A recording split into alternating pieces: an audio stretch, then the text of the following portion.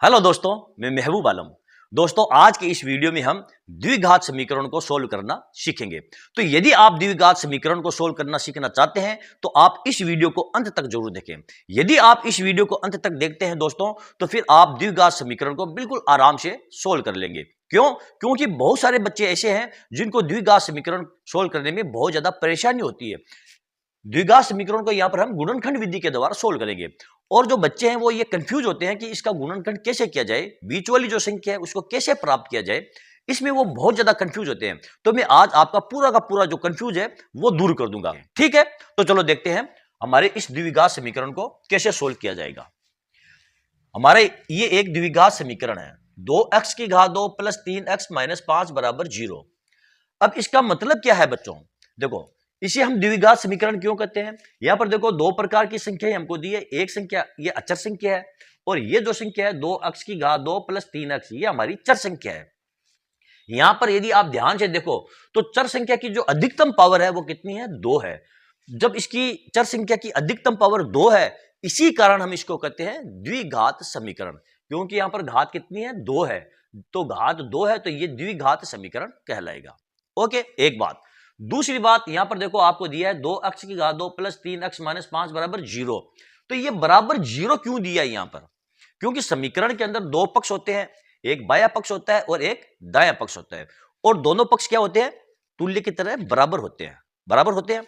तो यहां पर दिया है बराबर 0, इसका मतलब यह है ये जो समीकरण है इसका मान क्या है? ये 0 है। यहां पर हमें x की वो वैल्यू ज्ञात करनी है। ये x है, यहां पर ये x है ना, इस x की हमें वो वैल्यू ज्ञात करनी है जिस वैल्यू को यदि हम इस समीकरण के अंदर रखें तो इसका मान क्या हो जाए? ये 0 हो जाए। ठीक है ना? और वो कितने मान निकलेंगे? वो 2, क्योंकि ये द्विघात समीकरण है तो इसके कितने हल होंगे? इसके 2 हल होंगे। हो गई बात यहां तक? चलो, अब इसको हम कैसे सरल करेंगे? गुणनखंड विधि के द्वारा। अब यहां पर कंफ्यूजन कहां पैदा होता है? क्योंकि यहां पर हमको क्या है, ये जो बीच वाली संख्या है ना, ये हमको प्राप्त करनी होती है। और गुणनखंड किसके करेंगे? देखो, गुणनखंड करने के लिए आप क्या करो, कुछ भी नहीं है, याद रटने की कोई आवश्यकता नहीं है बच्चों। देखो, ये अचर संख्या आपकी लास्ट वाली, ठीक है, और पहली संख्या x की घात 2 वाली संख्या, इसमें देखो यहां पर 2 दिया है। यदि यहां पर 2 नहीं दिया, मान लो अगर 2 नहीं दिया जाता तो इसका मतलब है यहां पर ये 1 है। ठीक है, तो इसका और इसका जो x की घात 2 का गुणाक है, यहां पर 2 है तो इसका 2 गुणाक है। 2 नहीं होता तो यहां पर गुणाक 1 होता है x का। ठीक है, इन दोनों को आप गुणा कर लो, यानी कि 2 को और 5 को आप क्या कर लो? ये गुणा कर लो। 5 और 2 को गुणा करेंगे, अब देखो 5 क्या है? माइनस वाला है, और ये 2 प्लस का है, तो इसको गुणा करेंगे तो कितना आ जाएंगे? -10।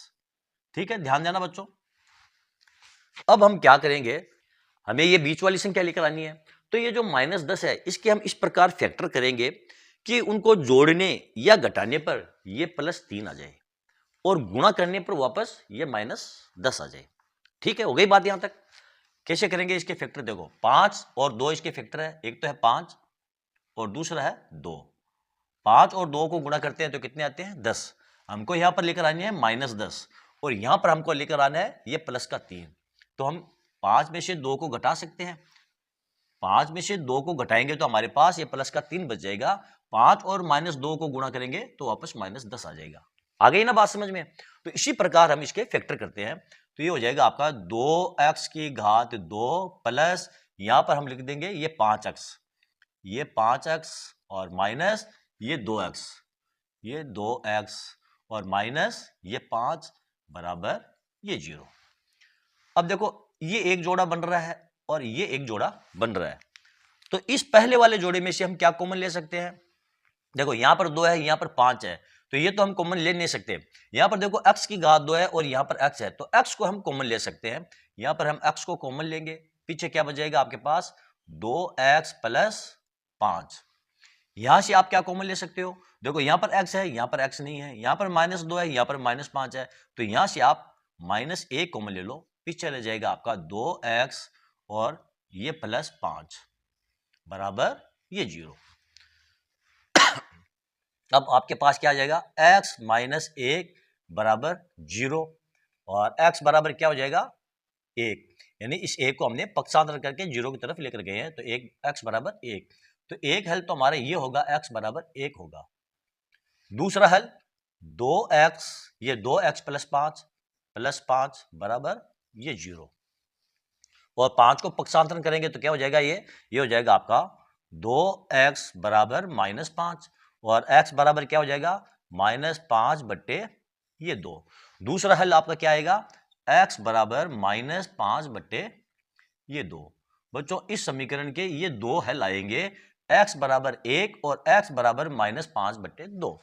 इसका मतलब क्या हुआ, इसका मतलब ये हुआ यदि हम x की वैल्यू 1 यहां पर रखते हैं, x की वैल्यू 1 यहां पर रखते हैं इस समीकरण के अंदर, तो इसका मान क्या हो जाएगा, ये 0 हो जाएगा। या फिर हम x बराबर -5 बट्टे 2 इस समीकरण के अंदर रखते हैं तो इस समीकरण का मान क्या हो जाएगा, ये 0 हो जाएगा। ओके, तो चलो देखते हैं हमारा नेक्स्ट एग्जांपल। दोस्तों ये रहा हमारा अगला एग्जांपल, 2x की घात 2 प्लस 14x माइनस 120 बराबर 0। इसको हम कैसे सोल्व करेंगे, यहां पर क्या करेंगे, देखो ये हमारी अचर संख्या है और ये x की घात 2 का गुणांक 2 है, तो इन दोनों को हम करेंगे गुणा, इन दोनों का क्या कर लेंगे, गुणा, यानी इस 2 को और ये 120 इन दोनों को हम गुणा करेंगे तो कितने आ जाएंगे, -240 आ गया, यानी 120 और 2 को गुणा करेंगे तो 240 और ये माइनस क्या है तो -240। अब हम इसके फैक्टर इस प्रकार करेंगे कि जोड़ने या घटाने पर क्या आ जाए, आपका ये 14 आ जाए, ठीक है, और गुणा करने पर वापस -240 आ जाए, तो इसके फैक्टर क्या हो जाएंगे, 14 और ये 24 और ये 10, 24 और 10 को गुणा करेंगे तो कितने आ जाएंगे 240, और 24 में से 10 को घटाएंगे तो कितने आ जाएंगे, ये 14। लेकिन यहां पर हमको क्या दिया है, -240 हमारे पास आना चाहिए, तो हम क्या करेंगे, यहां पर ये माइनस का चिन्ह लगा देंगे। ये हो जाएगा आपका, देखो 2x की घात 2 प्लस ये 24x, ये हो जाएगा 24x और माइनस ये 10x माइनस 10x और ये माइनस का आपका 120 बराबर ये 0। आ गई यहां तक समझ में। अब यहां पर देखो ये एक जोड़ा आपके पास बन रहा है और ये एक जोड़ा आपके पास बन रहा है, तो यहां से आप क्या कॉमन ले सकते हो, देखो यहां पर 2 है, यहां पर 24 है, तो यहां से आप एक तो 2 कॉमन ले सकते हो, ये 2 हम कॉमन ले सकते हैं। यहां पर देखो x है, यहां पर भी x है, तो यहां से आप x भी कॉमन ले सकते हो, तो 2x आप कॉमन ले सकते हो। पीछे क्या बचेगा आपके पास, यहां पर x बच गया और यहां पर आपके पास प्लस ये 12, ठीक। अब यहां पर देखो -10x और -120 है, तो x तो हम कॉमन नहीं ले सकते क्योंकि यहां पर x नहीं है, लेकिन 10 ले सकते हैं, तो यहां पर हम लेंगे -10 कॉमन ले लिया, तो यहां पर x प्लस ये 12 हमारे पास रह गया बराबर ये 0।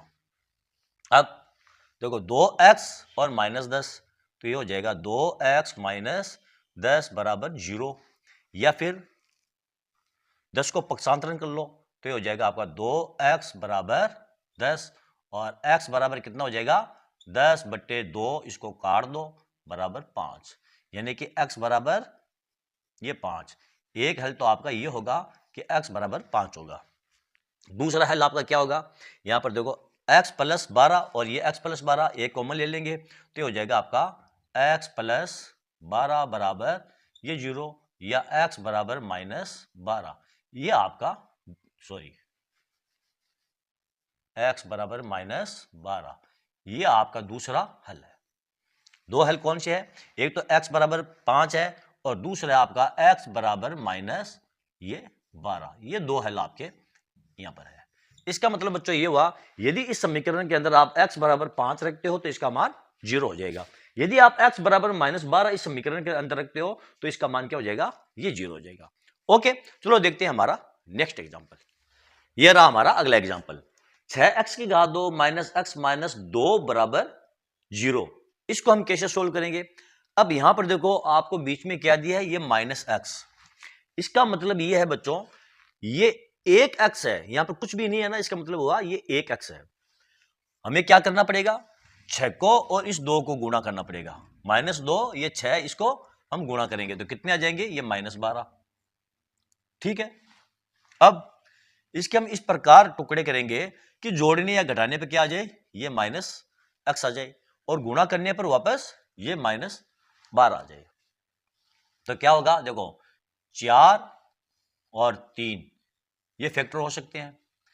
यहां पर माइनस की संख्या लेकर आनी है तो 4 को कर दो आप माइनस और इसको कर दो आप प्लस का, तो ये हो जाएगा आपका 6x की घात 2 और यहां पर मैं लगा देता हूं प्लस वाली संख्या, प्लस 3x और माइनस 4x माइनस 2 बराबर ये 0।